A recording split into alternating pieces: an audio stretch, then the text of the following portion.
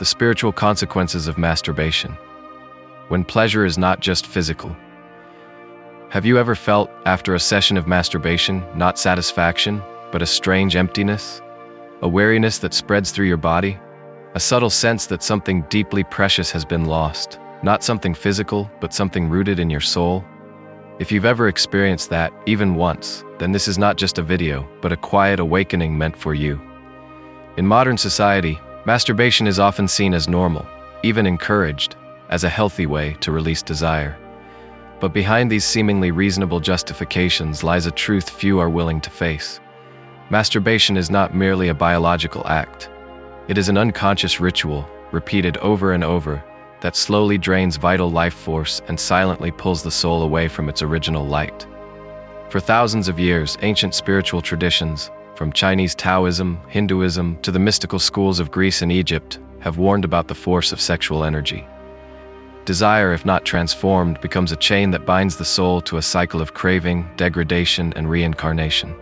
Sexual energy is sacred by nature. It is the drive to create, to connect, to merge. But when consumed in isolation and unconsciousness, as in masturbation, it no longer radiates light. It becomes a heavy force, pulling our vibration downward into the lower realms of being, and in doing so, it quietly influences the soul's path of spiritual evolution. I understand, these words may make you uneasy. You may ask, how could something so private affect the soul? But take a moment to reflect. If the soul is the most sacred light within us, then every action, every thought, every emotion, even the ones done in silence, touch that soul.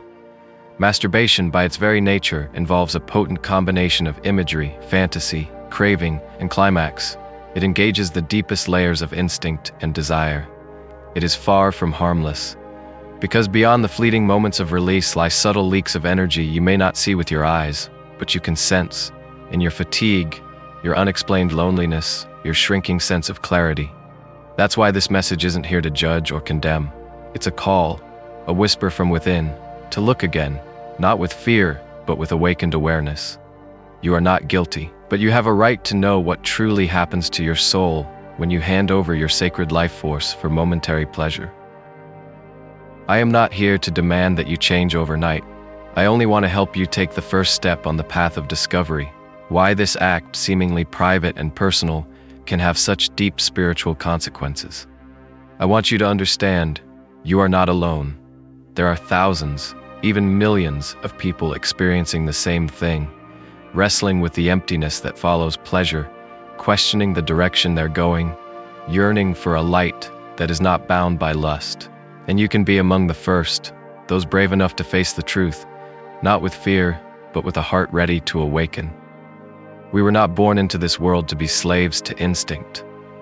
We came here to learn mastery, transformation, and soul liberation, to live from the light we truly are. That path begins with awareness, especially of the small hidden actions done when no one else is watching, because the soul is always watching, and the light is always waiting for you to return. So what really happens in the energy body when you masturbate? What exactly is leaking from you? Who or what is drawing that energy from you? And how do you escape this subtle yet profound trap? Let's continue the journey into the next chapter. Masturbation through the lens of energy, when life force becomes the soul's exit. There is a truth that very few recognize. Masturbation is not merely a physical act. It is an invisible ritual, a transaction between your being and the life energy that sustains your presence in this world. And each time you unconsciously repeat that act, part of your vital force is exchanged for just a few seconds of fleeting pleasure. In ancient spiritual traditions, particularly Taoism, Buddhism, and Eastern mysticism, human beings are understood as being composed of three fundamental essences: Jing, essence; Qi, energy; and Shen, spirit.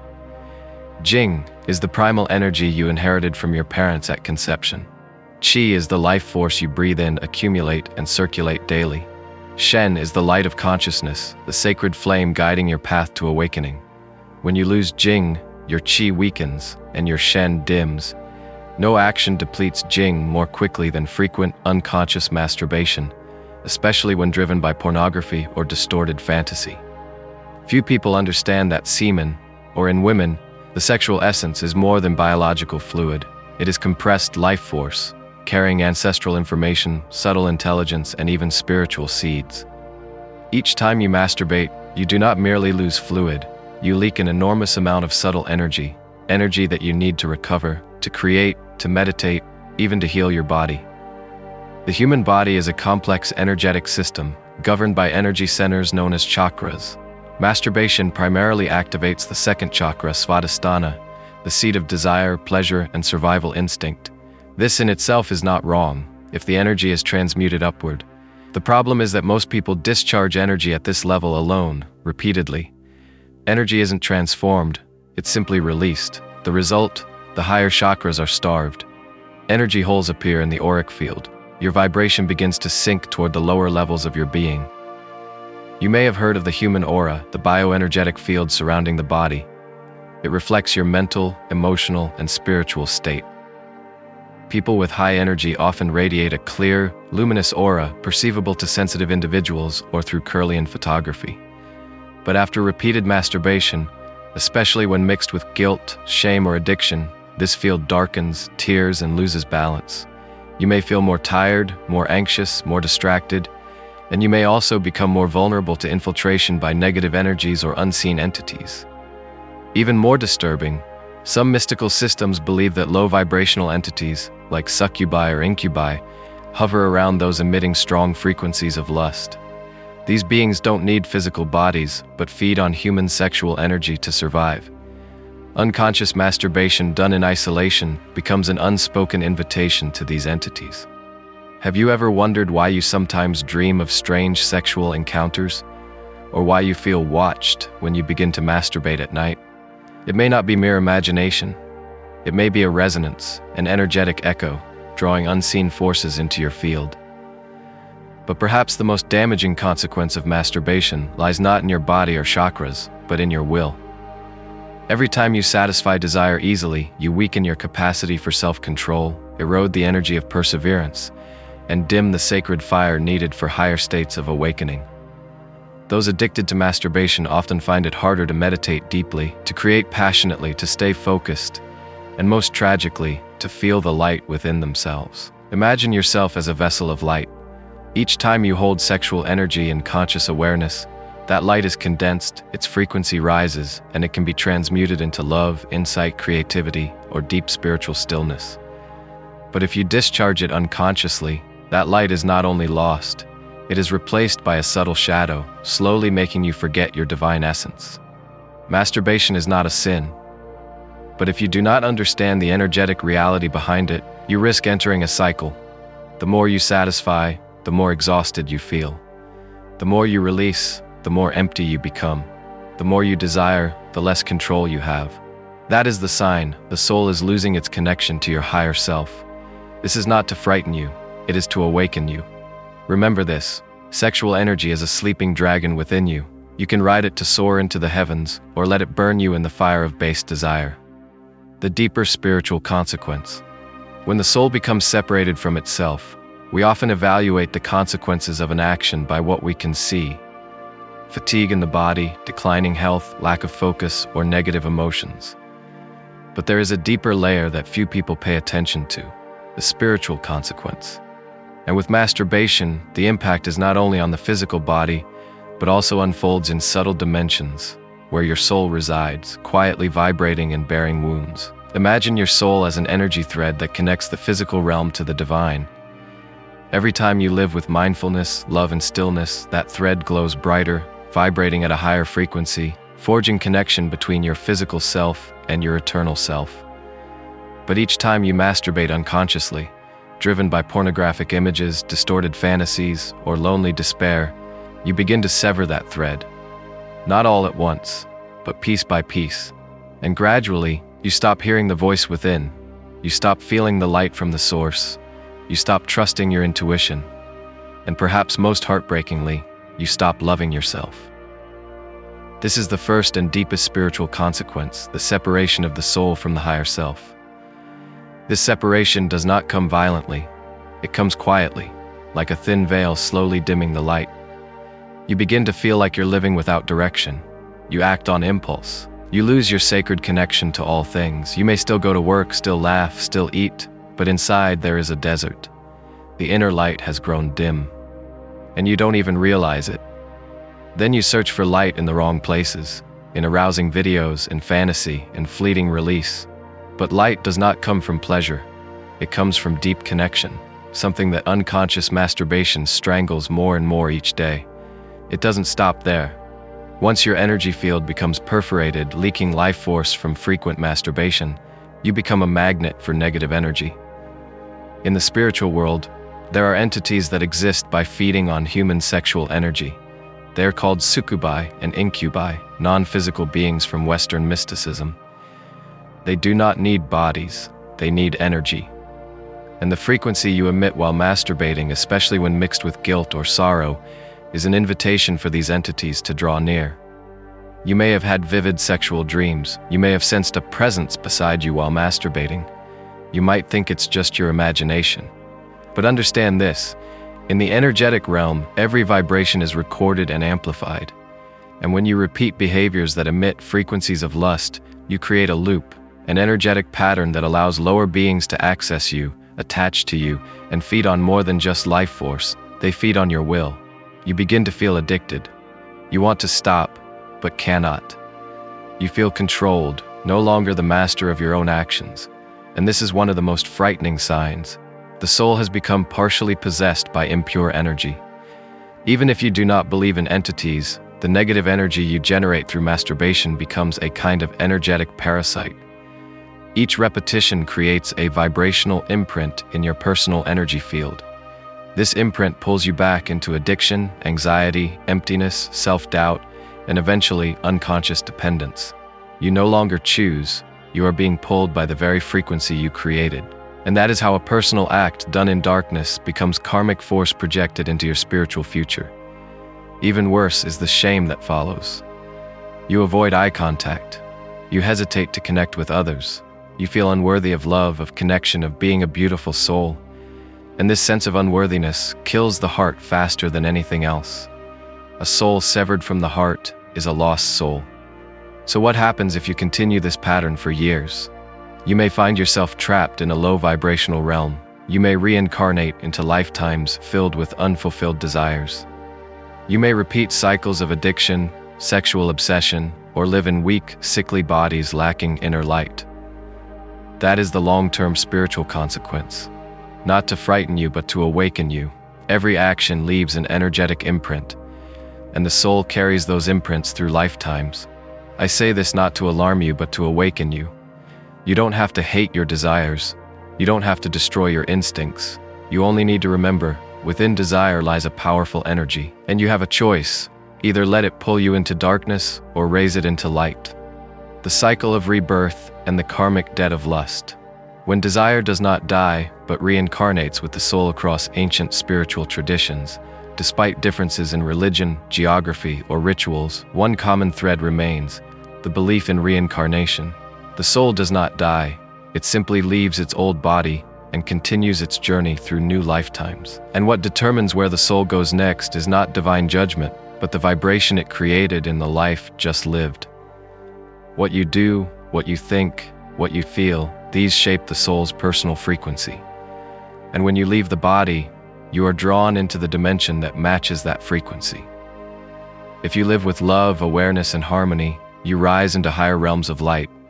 But if you live entangled in lust, addiction, and repeated unconscious behaviors like compulsive masturbation, you will be pulled down or trapped in the lower intermediate planes, where lost souls linger, still trying to learn the lesson of instinct.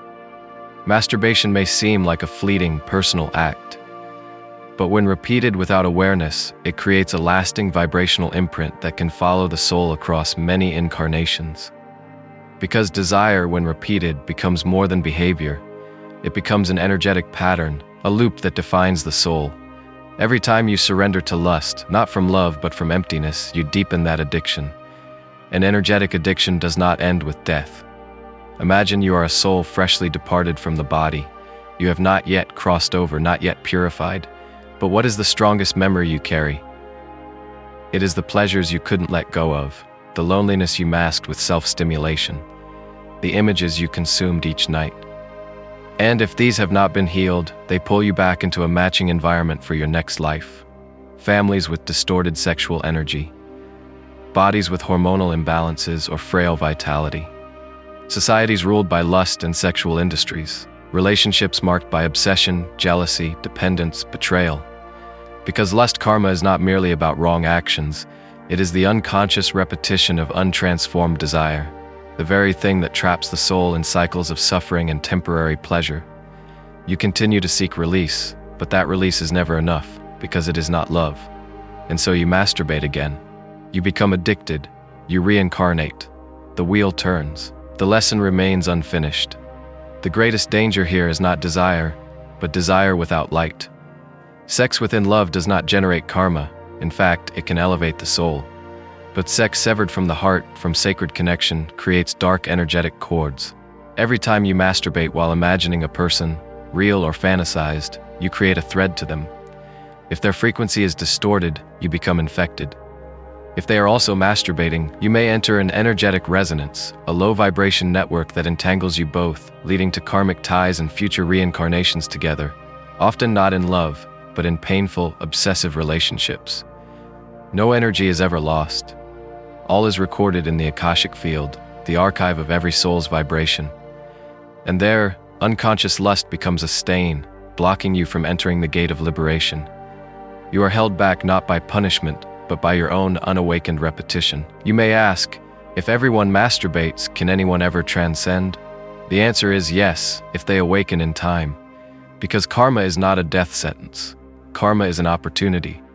When you recognize what creates bondage and choose to stop repeating it, you begin to cut the cycle within yourself. Every time you resist a craving, you loosen a chain. Every time you meditate instead of masturbate, you reclaim your light. Every time you thank your body instead of using it, you cleanse lust karma built up across lifetimes. There is no judgment, but every vibration leaves an undeniable imprint. And that imprint is what guides your soul toward darkness or light. You may have masturbated 1,000 times, but one time, if you truly see into that act, if you are honest with yourself and you choose transformation over repetition, you begin the journey of releasing karma. And light will begin to pour through the crack in your soul, the crack that's been sealed shut for years because you forgot it was ever there. So do not fear reincarnation, but do not underestimate it either. Remember this, you are not reborn because of someone else's will. You are reborn because you have not yet chosen to release the very thing that binds your soul. The path out of desire, from suppression to transformation. No one is born perfect, and no one walks the spiritual path without having stumbled.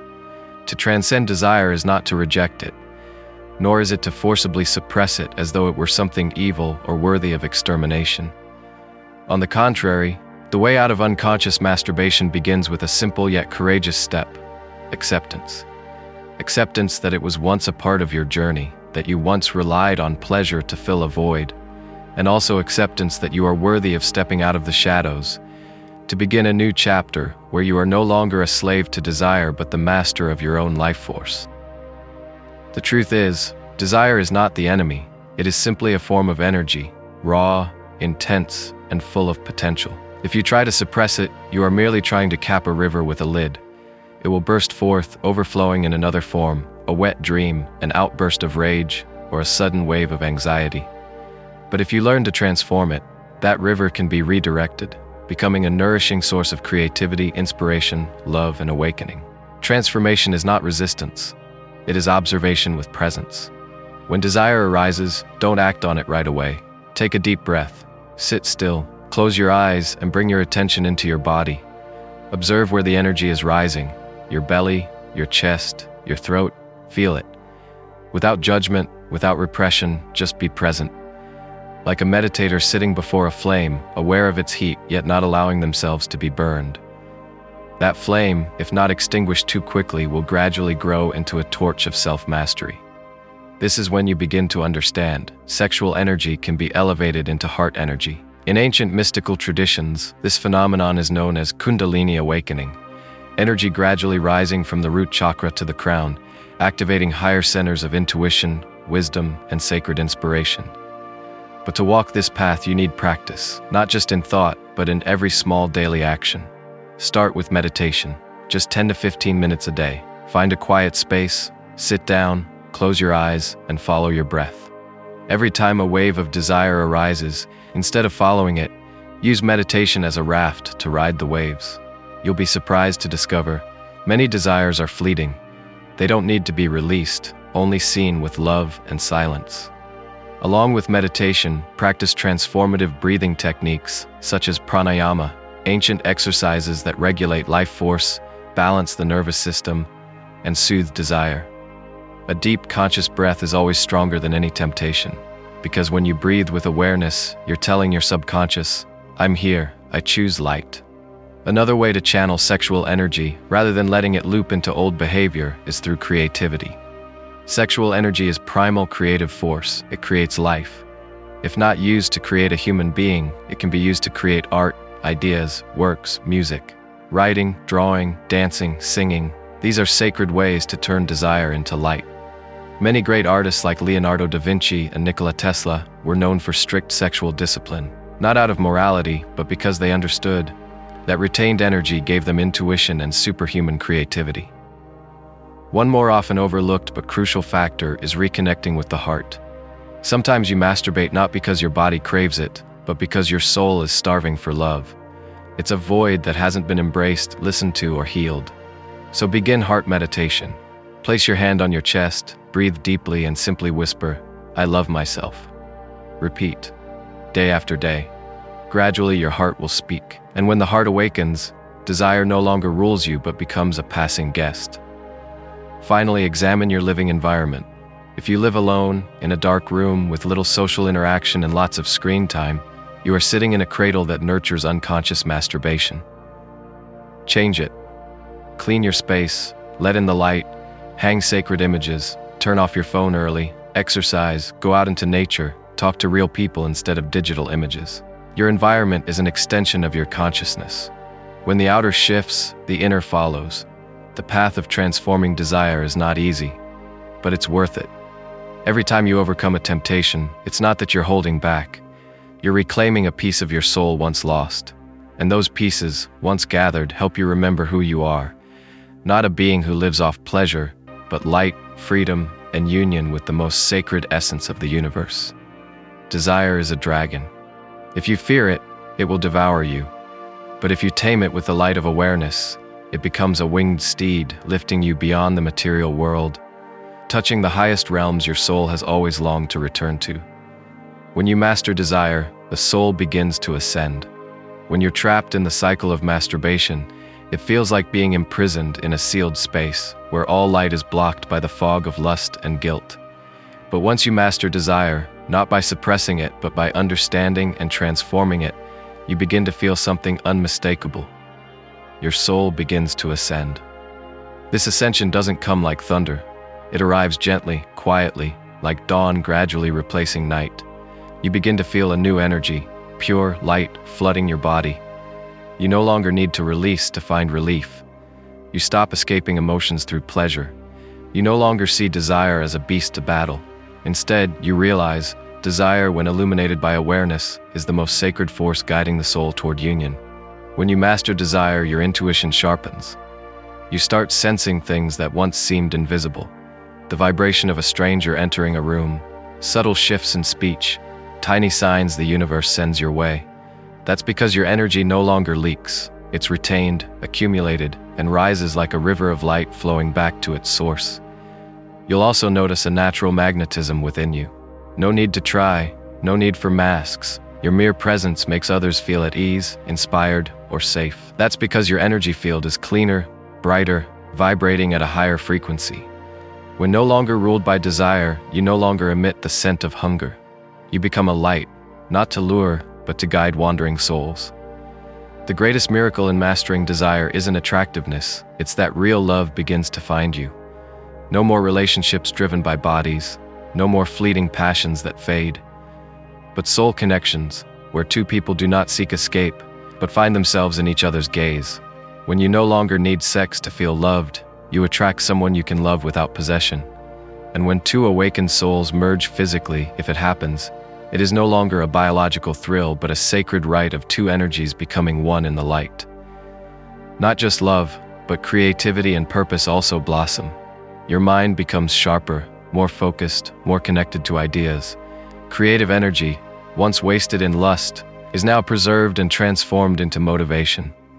You begin to write, paint, speak, create with an endless flow of inspiration. And each creation is a thank you from the soul for not squandering the most precious life force God has given humanity. The deeper you go, the more you realize, this isn't just about stopping masturbation, it's a rebirth. From a person once addicted, tired, and empty, you become a living embodiment of light. From one who hid in the dark, you become a source of inspiration. And not just for others. First and foremost, for yourself. Your soul will start sending new signals. Dreams become clearer, meditation becomes deeper, questions about life's meaning, mission, and spirit awaken powerfully. Because you've returned, you, the soul once dimmed by desire, now stands, shakes off the mud, and gazes toward the mountain of enlightenment. You don't need to be perfect to begin. You just need to begin, and perfection will grow. This journey isn't for those seeking ease. It's for those who seek true freedom. And no freedom is greater than mastering your own life force, instead of being silently ruled by it. You may have failed before, but that doesn't define you. What defines you is whether you keep coming back. And if today you've read this far, then I believe your soul has already chosen the light. The light within you has never disappeared. If you've ever felt lost, consumed by desire, unable to control your actions, filled with guilt and emptiness, know this: you are not alone. Millions are somewhere along the same journey, and thousands have stepped out, not because they were special, but because they began to look at desire with awakened eyes. You don't need to escape anything. You only need to return to yourself. Inside you, there is always a light. No matter how many times you've dimmed it, how many lifetimes of dust have settled, it still waits for you, gently, patiently, lovingly. And perhaps today, as you hear these words, is the moment you choose to ignite it again.